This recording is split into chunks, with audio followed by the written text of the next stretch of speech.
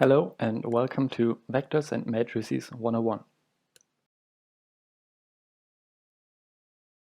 As you can see, a matrix can have two or more rows and columns, and a vector is just a special kind of matrix. This is a vector in its natural habitat. As you can see, if we give our vector some values, it's gonna change its length and orientation.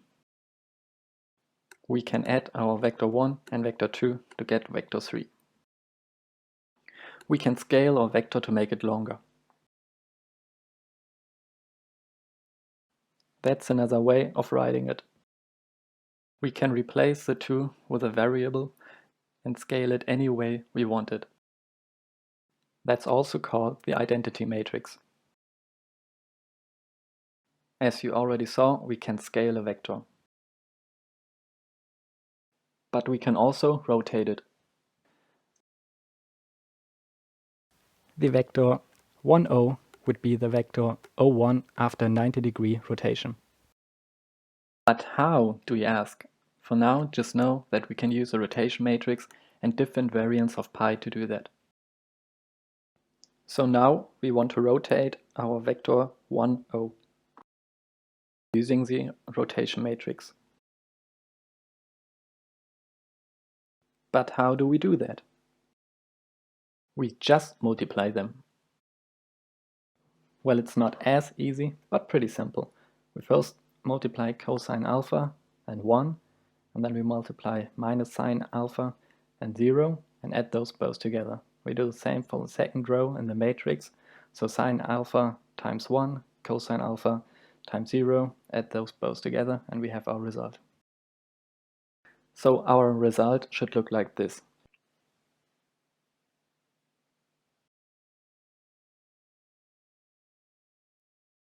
We can do the same for even crazier vectors. But first, we have to make that vector a little bit easier to work with.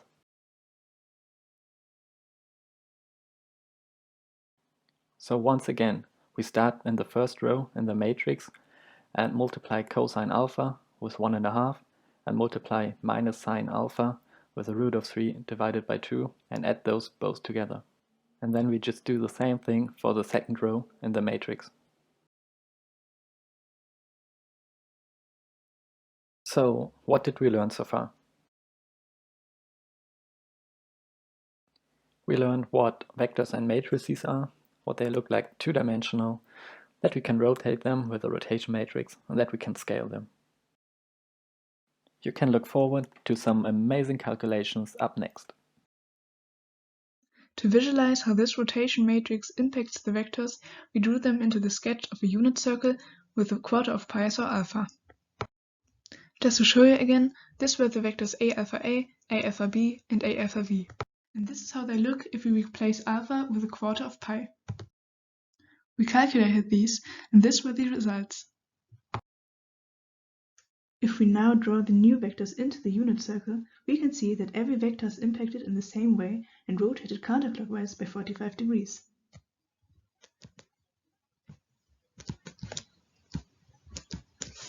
But why 45 degrees if we have an alpha of pi divided by 4? We know that the circumference of a circle is 2 pi r, and that in the unit circle the radius is 1. That means that the circumference of the unit circle is 2 pi. Because of that, we know that in this circle 360 degrees are the same as 2 pi. So if we now want to rotate a vector by 360 degrees,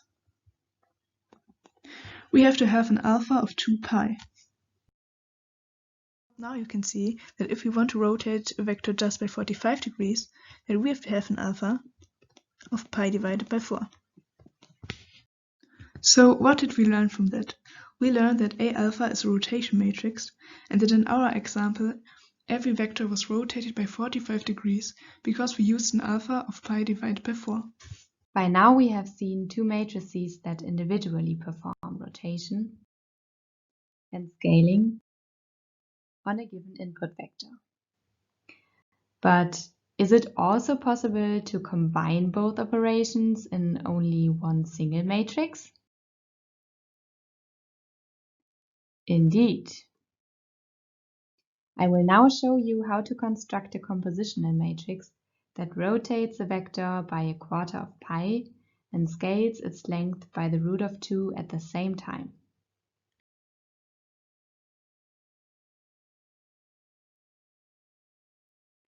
To reach our desired outcome, we can first apply the rotation of a quarter of pi to the input vector, and then scale the intermediate outcome by the root of 2. As matrix multiplication is associative, we can then construct a compositional matrix by multiplying both together.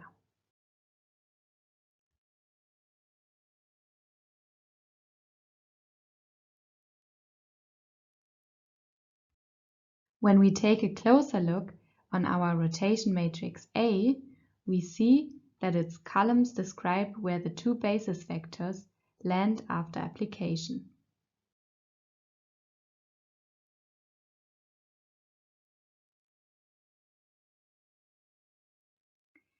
This also holds for B and C. You can try it on your own.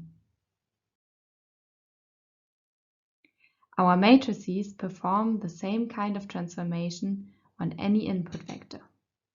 In case of A, the matrix will rotate any input by the degree of alpha.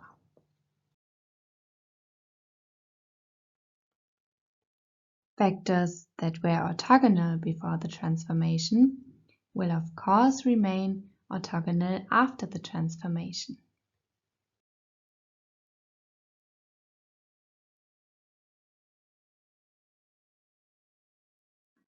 Now we know that we can rotate vectors counterclockwise by using matrix A alpha, but what if we want to reverse this rotation, or in other words rotate the vectors clockwise? To mind comes that we could use minus alpha instead of alpha, but how do we prove that? First, we know that the inverse matrix can do the trick, but how do we know that?